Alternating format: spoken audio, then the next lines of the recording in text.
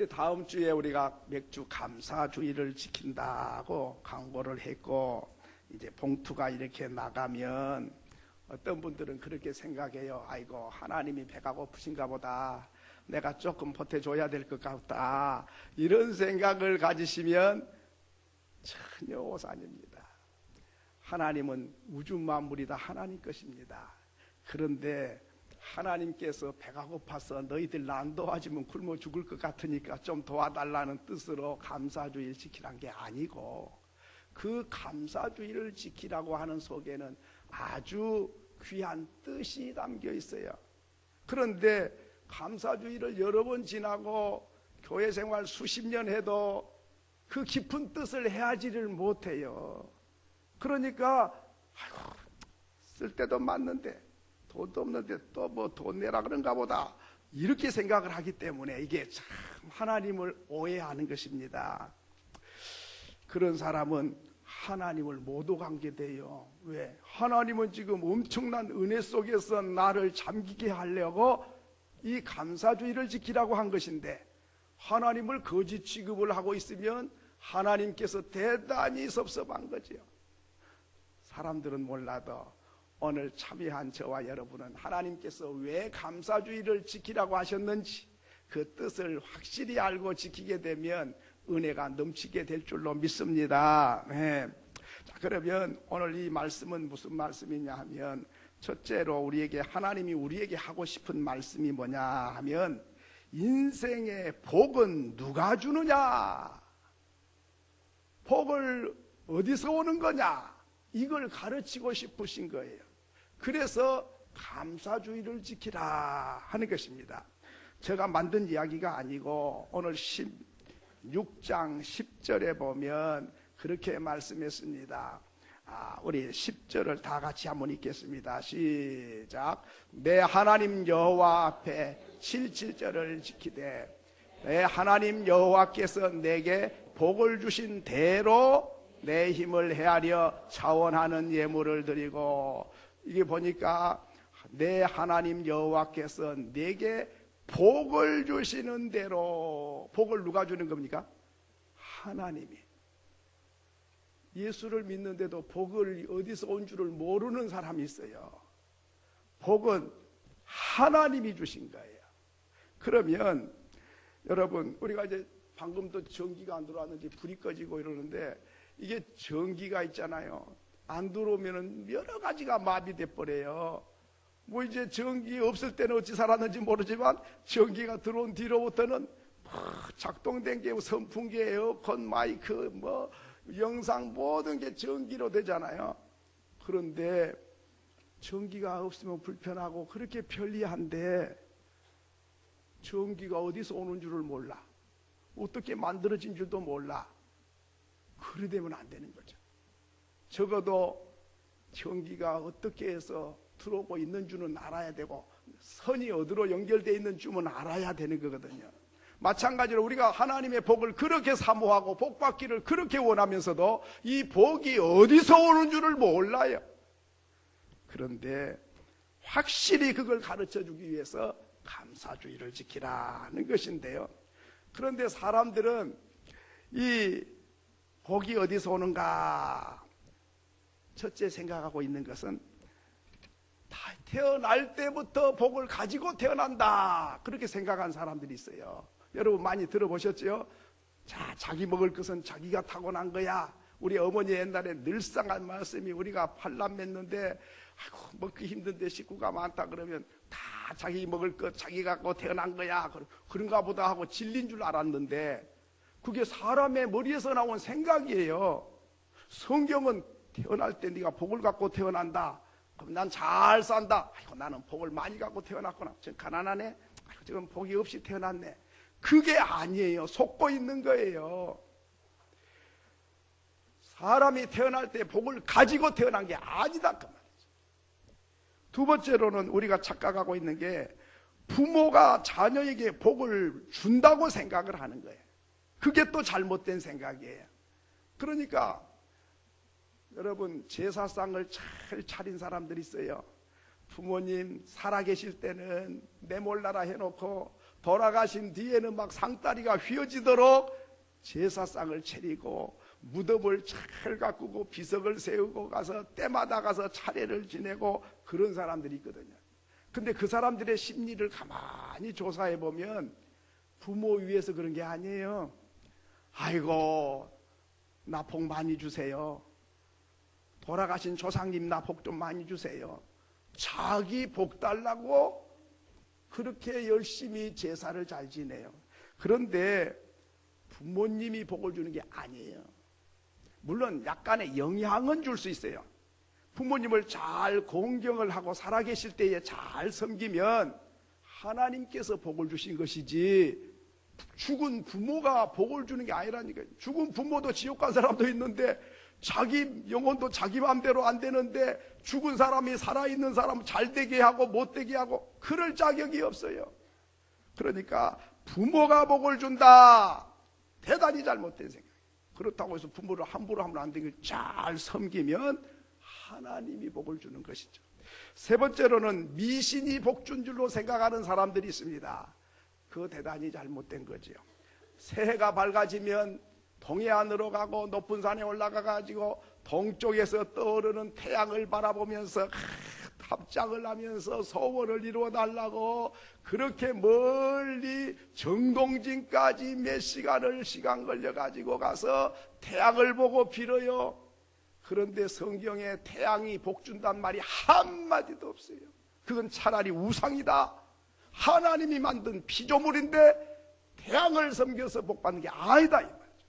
그러니까 어떤 사람은 또 보름날이 되면 저녁에 떠오르는 붉은 큰 둥근 보름달을 보면서 복을 달라고 비는데 너 해나 달이나 별들이 복 줄 수 없다. 이것이 성경의 가르침입니다. 그 다음에 어떤 사람들은 또 운이 따라야 돼. 운이 있는 것을 복을 받은 거야. 저 사람 운이 없구만. 저 사람은 운이 좋네. 운이란 것 아니에요. 또 어떤 사람 재수가 좋아서 잘 살고 복 받아. 저 재수가 없어. 그런 게 아니에요. 신명기 16장 10절 하반절에 보면 여호와께서 내게 복을 주신다 그랬어요. 그런가 하면 민수기 6장 24절에 여호와는 네게 복을 주시고 너를 지키시기를 원하신다. 그러니까 복은 하나님이 주시는 것이지 사람이나 태양이나 보름달이 주는 게 아니고 세상에 우상이 주는 게 아니고 무슨 불상 앞에 빈다고 주는 게 아니고 산에 가서 촛불 켜놓고 빈다고 주는 것도 아니고 냉수 떠놓고 절한다고 주는 게 아니라 하나님이 주신다. 이걸 확실히 가르치기 위해서 감사절을 지키라 하는 것입니다. 여러분, 하나님이 주신 걸 알게 하고 깨닫게 하고 고백하게 하고 표현하게 하는 것, 그것이 감사절을 지키는 목적이 되는 것입니다. 그래서 신명기 16장 9절로 12절에 보면 말씀은 광야에서 이 내용이 뭐냐면 언제 이 말씀하게 됐냐면 광야에 생활할 때에 이 신명기 말씀을 하게 된 거예요. 광야에서 뭐 했어요? 농사 지었어요? 안 지었어요. 만나와 메추라기 먹고 살았어요. 그런데 가나안 땅에 들어가거든 거기 가서 농사를 지어가지고 이렇게 곡식을 거두어서 맥주 감사 예물을 드리고 하나님께 절기를 지키라는 것입니다. 두 번째로는 이 복을 주시는 하나님과 함께 즐거워하라는 뜻입니다. 하나님이 복 주신 걸 알았고 깨달았으면 내 혼자 즐긴 게 아니고 하나님과 함께 즐거워하는 것, 그것이 감사절을 지키는 목적이다 하는 것입니다. 오늘 성경 11절 하반절에 보면 여호와 앞에서 즐거워할지라 했습니다. 그러니까 감사절은 뭐 하는 날이냐? 복 받아가지고 나 혼자 잘 먹고 잘 살고 내 혼자 즐기는 것이 아니고 하나님이 주셨습니다.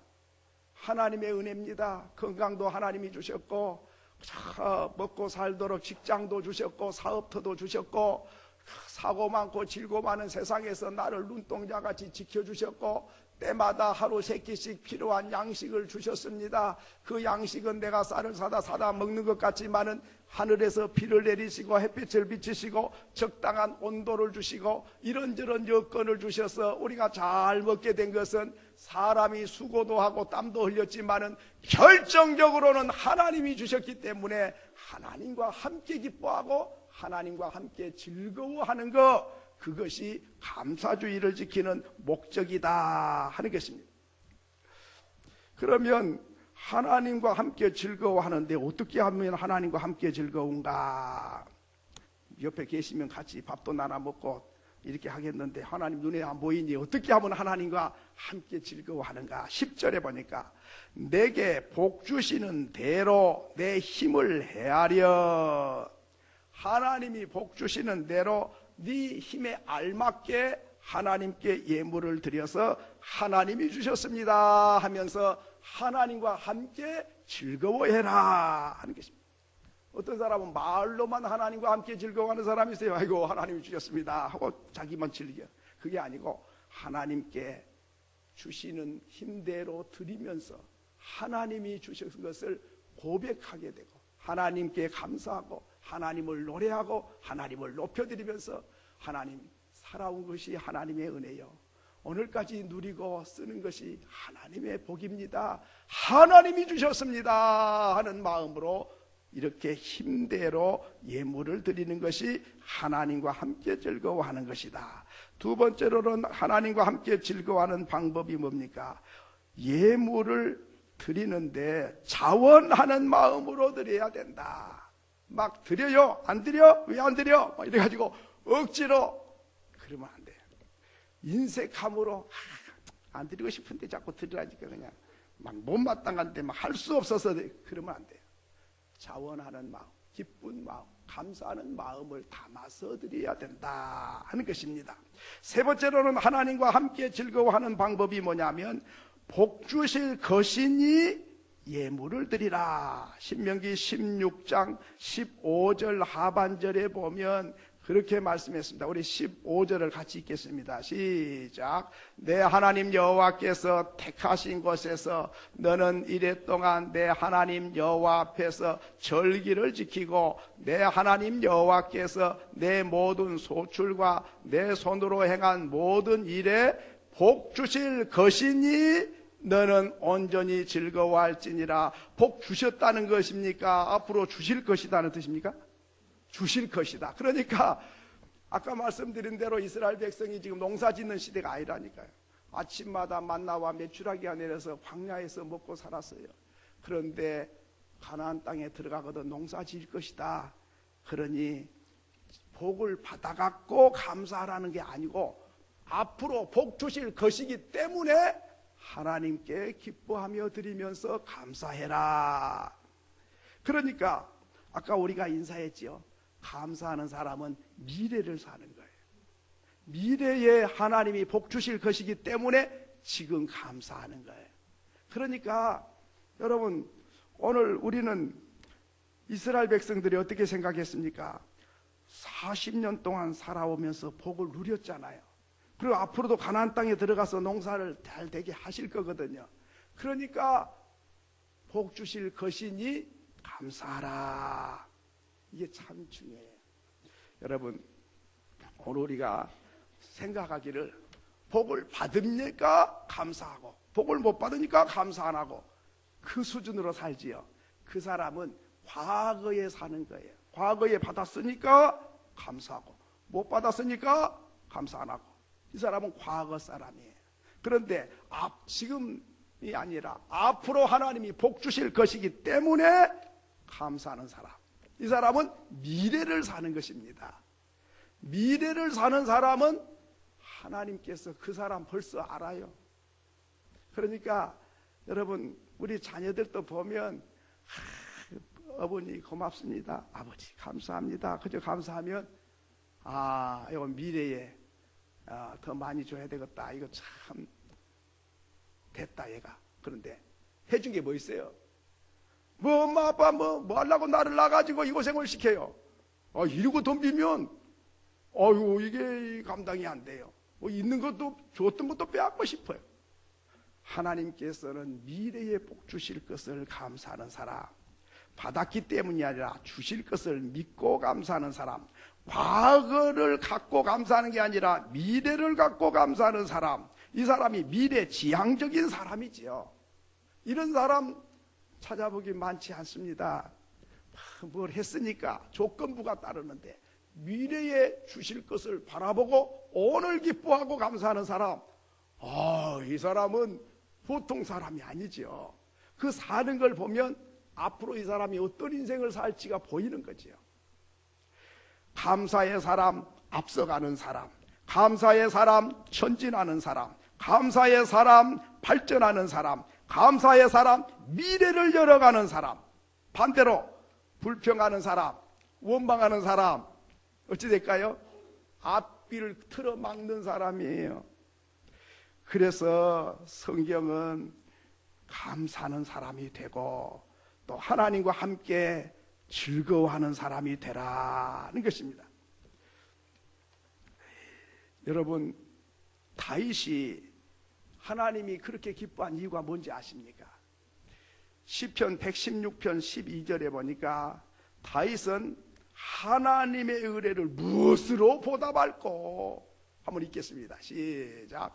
내게 주신 모든 은혜를 내가 여호와께 무엇으로 보답할꼬? 다윗이 만사가 형통하고 그런 사람이 아니에요. 고난이 말로 다 할 수 없고 산 넘어 산이고 원수가 널려 있었어요. 그뿐만 아니라 신하가 반항을 하고 아들이 아버지 죽인다고 쫓아다니고 사울이 장일어른이 돼가지고도 다윗을 죽이려고 그러고 발붙일 곳이 없어가지고 국경을 넘어서 블레셋까지 도망을 간 사람이에요. 잡히면 죽어요. 그렇게 하루 이틀도 아니고 수년 동안 그 고생을 하고 살면서도 하나님, 내가 무엇으로 하나님께 은혜를 보답할 수 있습니까? 이 은혜에 빚진 마음을 가지고 살았습니다. 그러니까 하나님께서 내가 이새의 아들 다윗을 만나니 내 마음에 합한 사람이다.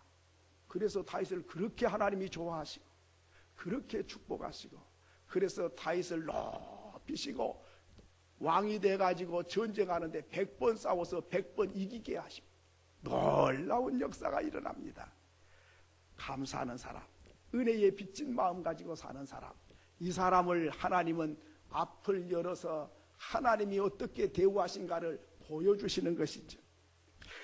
하나님을 어떻게 만나지요? 시편 100편 4절에 보니까 감사함으로 그 문에 들어가며 찬송함으로 그의 궁정에 들어가서 그에게 감사하며 그의 이름을 송축할지어다. 여러분, 하나님 만나러 들어가는 사람은 뭐 갖고 간다고 그랬죠? 뭐 가지고 갑니까? 감사함으로 문을 열고 들어가요. 찬송함으로 하나님의 왕궁에 들어가서 하나님을 뵙게 된다. 불평하고 원망한 사람은 문 열 자격이 없어요. 하나님 만나주지를 않아.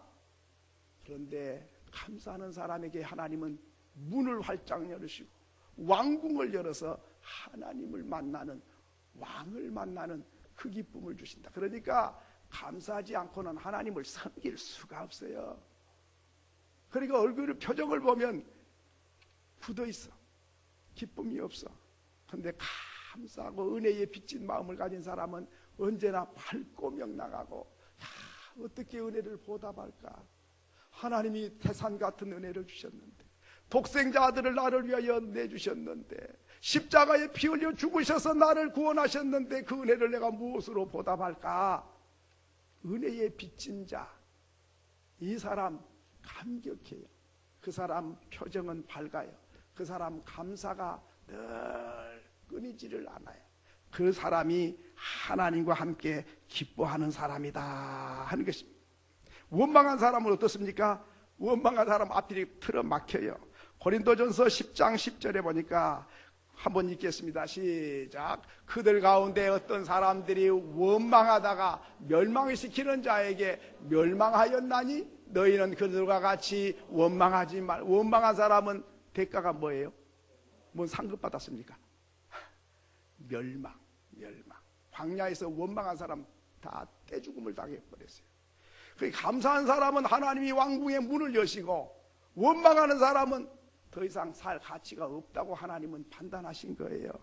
그렇습니다. 사람이 많고 많지만은 감사해서 사는 사람, 어머니 은혜 생각하면 감격하고, 아버지 너무 고맙고, 형제들이 다 고맙고, 이웃이 다 고맙고, 이 나라에 태어난 것도 감사하고, 이 나라 위하여 목숨 바쳐서 자유와 평화를 지키는 원호 대상자들을 생각하면 너무너무 고마운 사람들이고, 참 땀 흘리고 수고해서 우리에게 살기 좋도록 이렇게 혜택을 준 여러 사람들, 보는 사람마다 감격이고 감사고, 전철을 타도 감사해요. 저분들이 저렇게 수고해 주니까 내가 타고 다니잖아요. 버스 탈 때도 감사하고, 기사가 차를 몰아주니까. 택시 탈 때도 감사해. 돈 줘도 안 태워다 준다면 어떻게 되겠어요? 감사하잖아요. 식당에 가서 밥을 한 그릇 먹어도 고맙습니다, 맛있습니다, 잘 먹었습니다. 그래야 되는데, 이게 뭐예요 이게? 이게 숟가락이 뭐 때가 묻었잖아. 뭐 아이 더러워갖고 먹겠어 이거? 사람들이 뭐 그 모양이냐? 투덜투덜 하는 사람은 그 사람 옆에서 밥 잡수지 마요. 소화 안 돼요. 오늘 우리는 감격 속에 살아야 됩니다. 세 번째로는 우리는 이 감사주의를 기업이 없는 자들과 함께 즐거워해야 됩니다. 첫째는 누구하고 즐거워한다 그랬죠? 하나님과 함께 즐거워하는 거야. 두 번째로는 기업이 없는 사람들과 함께 기뻐하라. 11절을 보면 그렇게 말씀했습니다. 우리 11절 읽겠습니다. 11절 시작. 너와 내 자녀와 노비와 내 성중에 있는 내인과 및 너희 중에 있는 객과 고아와 가부와 함께 내 하나님 여호와께 너에게 이름을 두시려고 택하신 곳에서 내 하나님 여호와 앞에서 즐거워할지니라. 여기서 내 가족도 함께 즐거워하는데, 노비는 종들을 말해요. 일꾼들을 말하죠. 그 다음에 레인들은 성전에서 섬기는 사람들이 성전 안에 주의 일꾼들을 말해요. 그 다음에 나그네를 말하죠. 그 다음에 고아는 어머니도 아버지도 없어. 그러니까 너무너무 불쌍한 사람들이죠. 그 다음에 과부, 요즘에 과부라도 부자로 남부럽지 않게 산 사람 많지만, 옛날에는 남편이 없는데 사는 것이 너무너무 극난해. 그러니까 여기에 나온 사람들과 함께 즐거워해라. 소외된 사람, 가난한 사람, 기업이 없는 사람, 이런 사람들과 함께 기뻐해라는 것입니다. 무슨 말씀이냐면, 저와 여러분이 기업을 가지고 이제 소득을 얻으면, 하나님이 주셨습니다 하고 하나님께 힘을 다해서 바치면, 그걸 가지고 하나님의 교회에서 기업이 없는 사람들, 가난한 사람, 고아와 과부와 나그네, 성전을 섬기는 사람들, 종들, 어려운 사람들에게 이걸 나누어줘라 그 말이에요. 그러면 어떻게 됩니까? 가진 사람은 하나님이 주신 복을 하나님 감사함으로 힘껏 드리고, 그걸 모아가지고 어려운 사람들을 같이 나누면, 그러면 가진 사람은 가진 사람대로 하나님께 주셔서 감격하고, 소외되고 가난한 사람들은 하나님 좋으신 하나님이네, 맥주 감사절을 만들어 놓고 성도들이 하나님께 기쁨으로 바치게 해가지고 그것을 가지고 이렇게 어려운 사람들이 이렇게 나눠주니 너무너무 하나님 감사합니다. 기업 있는 사람은 드리면서 감사하고, 드릴 게 없는 사람은 받으면서 감사하고, 이렇게. 그래서 다 같이 즐거워하고 감사하게 하라. 그러면 그렇게 어려운 사람들의 눈물을 닦아주고, 힘든 사람들을 용기를 주고 위로해주고 격려해주고 이렇게 해주면 어찌 될까요? 하나님께도 영광이 되지만은, 동영교회 좋은 교회네, 세상에 자기들을 벌어서 자기 먹기도 힘든데 힘껏 하나님께 드려가지고 또 이런 사람들을 같이 나누니까 교회 좋은 교회다. 그래가지고 그분들이 또 하나님께도 감사하지만 교회 앞에도 감사해. 내 같은 것들을 돌아봐주고 눈물 닦아주니 고맙습니다. 교회가 너무 고마운 거예요. 교회 다니는 성도들이 다 고마워. 아이고, 장로님 고맙습니다. 너무 힘이 됐어요. 권사님 너무 위로가 되네. 부모 형제보다 더 좋네. 이렇게 해가지고 교회가 따끈따끈해지는 거예요. 그렇게 되면은 나도 많이 벌어갖고 앞으로 나도 저렇게 좀 해야 되겠다. 그런 생각을 갖게 되고, 그것이 또 교회 안에 소문이 날 뿐만 아니라 말하지 않아도 밖으로 소문이 나요. 아니, 동영교회 이번에 맥주감사절 지켰대. 그런데 다른 교회들은 막 바치면 땅 사고 뭐 짓고 뭐 이런 것만 하는데, 어려운 사람들을 다 이렇게 나누었대. 야, 그 교회 좋은 교회네. 그래가지고 어려운 사람들이 기뻐서 어쩔 줄을 몰랐대. 큰 위로를 받았대. 소문나면, 야, 우리 가고 싶으면 가려면 그 교회 동영교회 가야 돼. 다른 교회 가면 안 돼. 요새 교회들이 손가락질 당하고 목사가 이러쿵저러쿵 무슨 문제가 맨날 터지고, 세상 사람이 교회 걱정하는 시대인데, 동영교회는 전혀 다른데 수준이. 가려면 동영교회 가야 돼. 이래가지고 몰려오게 되는 거죠. 그러되면 하나님께는 영광이 되고, 교회는 붕이 되고, 성도들에게는 미담이 흘러가고, 좋은 소문이 퍼져가는 거예요. 이런 교회가 사도행전에 나타난 초대교회예요. 그래서 자기 땅을 팔아다가 와쳐가지고 나눠줬어요. 그랬더니 소문 듣고 사람들이 3,000명, 5,000명이 교회로 몰려온 거예요. 오늘 우리는 성경에 가르치는 교회다운 교회를 만들기를 원하고, 성경적인 교회를 세우기를 원하면서도 감사절을 이렇게 지키라고 그러면, 있을 때가 맞는데 어떻게 그렇게 다 나눠주니까 그냥 없어진 것 같아, 낭비한 것 같아. 그게 복받을 마음이 아니에요. 교회는 하나님이 주인이세요. 하나님이 맥주절을 이렇게 지키라고 그러면 쓸 때가 많고 많아도 이렇게 해야 돼요. 이렇게 되면 5년, 10년 지나면 교회 이미지가 달라져요. 지역사회에서 교회 보는 눈이 달라져 버리는 거예요. 그렇게 되면 참 이 교회가 하나님이 너무너무 기뻐하는 교회가 되고, 성도들은 큰 보람을 느끼는 거죠. 제가 이제 이렇게 보면은, 신방도 다니고 이 사람 저 사람 만나고 할 일이 없는지 묻기도 하고 이러다 보니까, 어떤 분은 등록금이 없어갖고 등록을 못해. 그래서 학교를 못 가고 중단하고 있는 거예요. 어떤 사람은 치아가 잇몸이 고장이 났어. 근데 이게 몇백만 원 들어야 고쳐. 그런데 돈이 없어서 못 고쳐. 그러니까 밥을 못 먹어. 밥을 못 먹는데 그 마음을 누가 알아? 너무 안타깝죠. 이런 사람이 주변에 있는데 우리는 그런 데 관심을 안 두고, 하나님께서 맥주감사절은 이렇게 지키는 거다고 확실하게 보여주고 가르쳐 줬는데도, 하나님이 주인 대신 하나님이 말씀하면 아멘 이렇게 하고 순종하고 나아가야 이 교회가 하나님의 교회가 되고 하나님이 영광받는 교회가 됩니다. 봤을 때야 많지요. 이번에 감사금 나오면 뭐 쓰면 좋겠다, 뭐 쓰면 좋겠다. 막 교회는 쓸 일이 너무 많아. 없어서 못 써.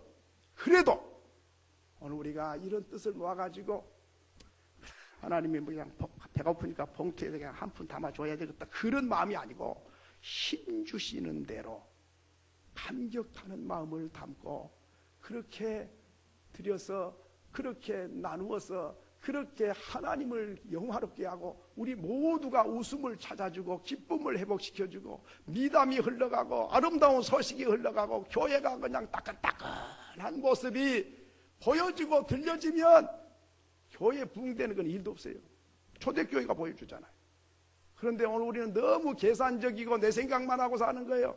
그냥 동양 한 입 주는 것처럼 생각을 하고, 그렇게 맥주감사절을 지키면 1000번, 10,000번 지켜도 하나님이 흡족한 맥주감사절이 안 되는 거죠.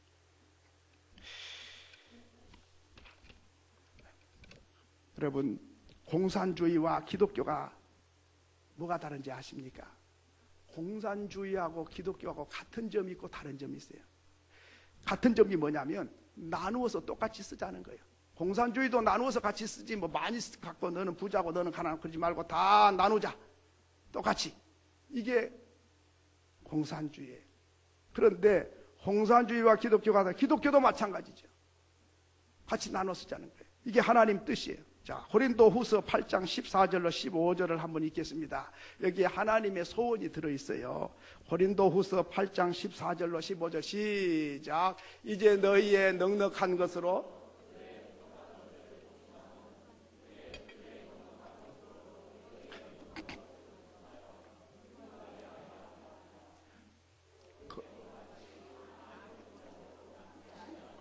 적게 거둔 자도 모자라지 아니하였느니라. 하나님은 넉넉한 사람도 있고 부족한 사람이 있는데 하나님은 다 골고루 나누어서 평균되기를 원하신 거예요. 그러니까 공산주의나 기독교가 같이 나누어 쓰자고 하는 데는 같아요. 그런데 다른 게 뭐냐면 공산주의는 빼앗아 가지고 억지로 나눠. 이게 공산주의고 기독교는 성령이 감동을 시켜가지고 바쳐가지고 나누어. 이게 다른 거예요. 하나님은 평균케 하기를 원하신다. 이 사람은 배가 불러서 죽고 이 사람은 배가 고파 죽으면 하나님 뜻이 아닌 거예요. 이제 네 번째로는 맥주에 어느 집사님이 간증을 하는데 제가 감동을 받았어요. 그분이 식당 일을 하다가 피곤한데 봉사활동을 가서 한 거요. 어디로 했냐니까 복지관에 가서 봉사활동. 피곤한 몸을 복지관에서 봉사활동을 한 얼마 하니까 이젠 시에서 복지관을 제대로 해갖고 시에서 운영하게 된 거예요. 뭐 직원을 뽑는데 봉사활동 하시니까 우리 같이 좀 일합시다. 그럽시다 하고 들어갔어. 근데 사회복지사 자격도 없어. 그냥 봉사하다가 그냥 직원이 된 거예요. 그랬더니 23년 동안이나 장기 근속 상을 받았는데 지금은 지위가 이만큼 높아져갖고 요즘에 자격증이 많고 무슨 인류대학 나와도 취직도 못하는데 이분은 봉사하러 갔다가 아주 공무원 대우를 받는 그래서 지금은 벌이가 없어도 괜찮대. 왜? 연금 나오면 또 사한대. 이런 예가 어디 있어요? 여러분 생각해 보세요. 이웃과 함께 나누라. 기업이 없는 사람, 어려운 사람과 함께 나누려고 하는 사람에게 하나님께서는 그분은 미래를 내다본 거예요. 자기가 의식을 했든 안 했든 이렇게 섬기는 것이, 이렇게 함께 나누는 것이 이게 얼마나 먼 미래를 내다보고 사는지 몰라요. 하나님의 눈을 가진 사람만 할 수 있어요. 그분은 늘 봉사하기 좋아하고 섬기는 거 좋아하고 자기는 가난해도 막 나누어주는 걸 좋아해. 벌써 미래를 사는 것이죠. 마지막으로는 맥주 감사절은 기억을 하고 지켜야 할 게 있습니다. 기억해야 될 게 있다. 신명기 16장 12절에 보니까 이렇게 말씀했습니다. 우리 읽겠습니다. 시작. 너는 애굽에서 종되었던 것을 기억하고 이 규례를 지켜 행할지니라. 너 알고 있어야 돼. 감사를 지킬 때는 애굽에서 종 노릇한 거 꼭 기억하고 지켜라. 왜? 종살이 할 때는 주권도 없고 소유권도 없어요. 시킨 대로 하는 짐승이나 마찬가지예요.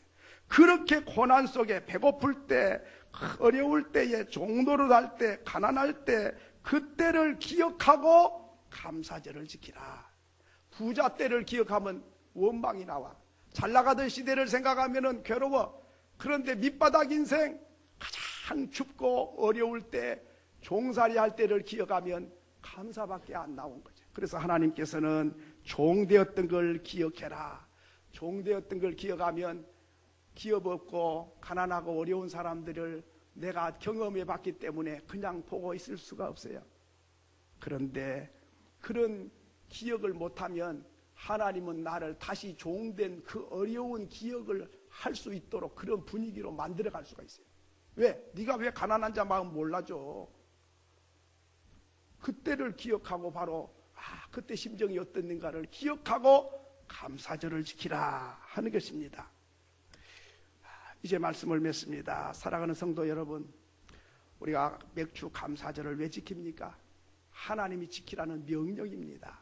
농사를 짓든 안 짓든 먹고 사는 인생은 다 하나님의 복을 받아 사는 사람인 걸 알고 하나님과 함께 기뻐하고 기업이 없고 가난하고 어려운 사람과 함께 즐거워하고 그래서 내가 어렵고 힘들었을 때를 기억하고 그때의 심정이 어떨까를 기억하고 함께 나누는 사람, 바로 그것을 위해서 하나님께서는 감사절을 지키라. 저와 여러분이 그 뜻을 확실히 깨닫고 감사주의를 지킬 수 있는 그런 저와 여러분이 될 수 있기를 소원합니다.